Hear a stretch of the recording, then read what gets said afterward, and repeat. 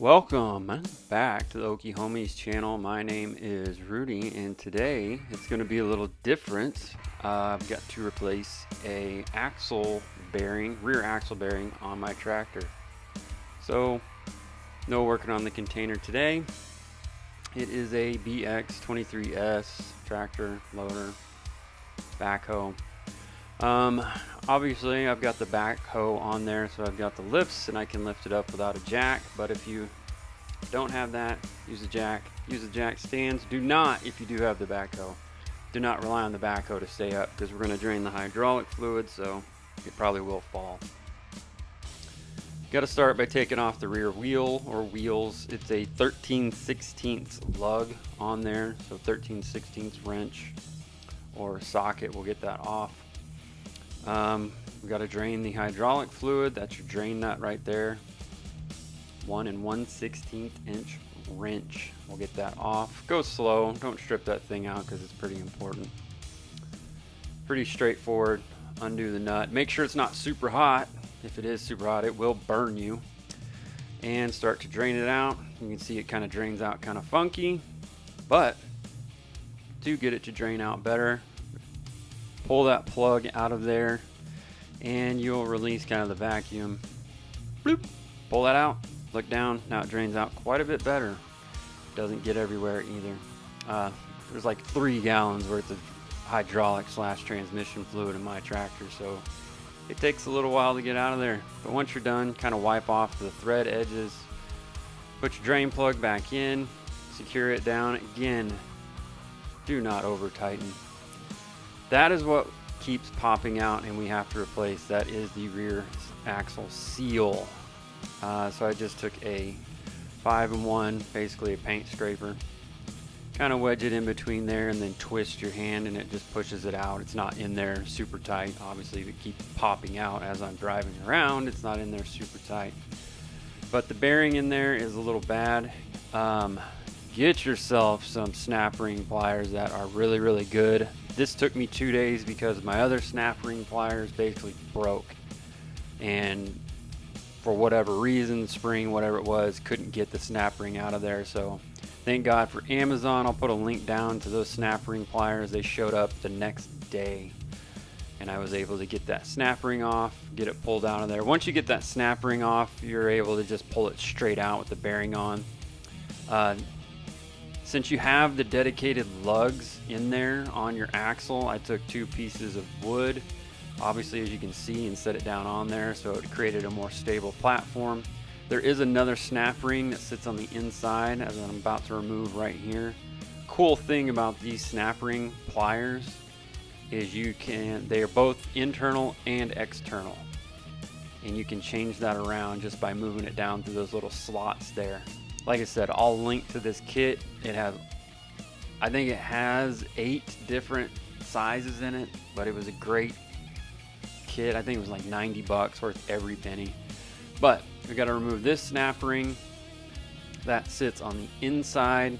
Pretty easy. It takes 2 hands somewhat. It's in there pretty good. Well built Kubota machine, so stuff's in there really well, but fairly easy to work on. Anytime I'm removing a bearing, I always like to grease the path in which it's about to travel that I want it to go. If I could get grease in between the axle and the bearing, I would. But once you get this thing started, take your time. You know, Kubota spent a lot of time machining this and making this. Don't chew it all up. And also, your bearing's not going to sit right if you get this knocked down and start chewing up that surface area. But take your time, move around it, hit it in different spots. But once you get that bearing off, then you'll take the snap ring off, then you can take that axle seal off. And so I always like to wipe everything down as good as I can. You don't have to go nuts. Just try to get everything, get any grit off of there, and try to get everything as clean as you can. If you want to go nuts and steam it or do whatever, go ahead. Again, I like to use grease anywhere I can because grease is cheap and it's going to save you a lot of trouble. This is going to be a greased part anyway, so I put grease on everything just to slide it, just make it smoother. Things slide easier when it's lubed up, right, boys? And don't forget to put your snap ring in after you put in your axle seal. You'd hate to have to take all this back apart. But again, now that I'm going to install the bearing, I like to put as much grease anywhere that I can. I guess you don't want to necessarily over grease it, but on the inside of the bearing, I basically just pat it on there. I don't even really bother to smooth it out. Slide that down, set it right. Take this punch, 1/4 inch punch, and making sure that I keep it on the inside of that bearing body and not hit the actual middle part of the bearings itself. Again, take your time, check your position as you go along. It's pretty obvious once it gets set, but the thing you don't want is you don't want to start hitting this thing at an angle or hitting it on one side only and it starts to angle on you and starts to kind of get wonky and then you ruin the bearing. But once you get it seated on there, go ahead, clean everything up again, wipe as much of that grease off as you can. And then we've got to put our internal snap ring back on. Again, tool made it super easy. Can't say enough about the tool. There we have it. We're reassembled. We're ready to put this axle back in.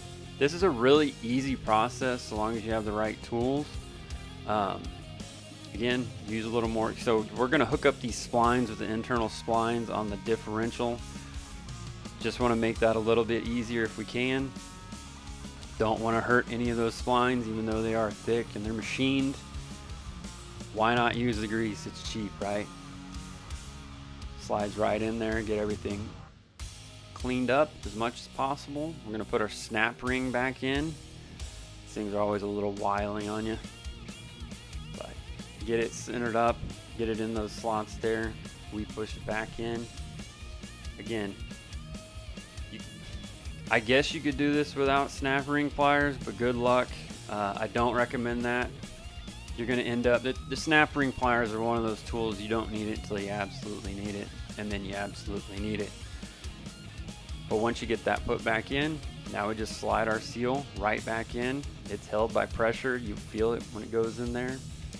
And Kubota won't recommend this, but there's no way to really get a tool on this because I have the mower attachment.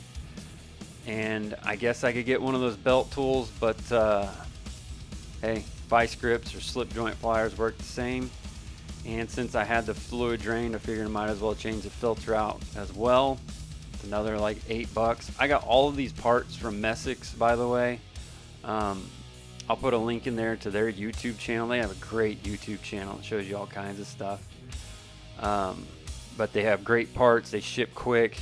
The shipping is fairly not inexpensive, but it is what it is. It's much like using rockauto.com for your car parts, but they're cheaper than Rock Auto on the shipping. But they're great people and they ship the stuff quick and they always have it in stock. But once you get the filter put on, just hand tighten that filter, by the way. Don't use a tool. We put our wheels back on. Now we got to put in our UDT fluid, which I got again from Messick's. Takes 3 gallons of this stuff. There's gallon number 1, 2, and gallon 3 is coming up. I searched for a replacement for this UDT fluid. Didn't find anything that made sense. Stuff that was more expensive. This is what Kubota recommends. I've never had any issues with it. No problems. So, hey, here you go. But that's pretty much it. Got them installed. Tractor works. Used it after this to mow all 3.5 acres of cleared land that I have, and it worked perfect. Hopefully this video helped you out. If you have any questions, put it in the comments. But thanks for watching, guys. Catch you next time.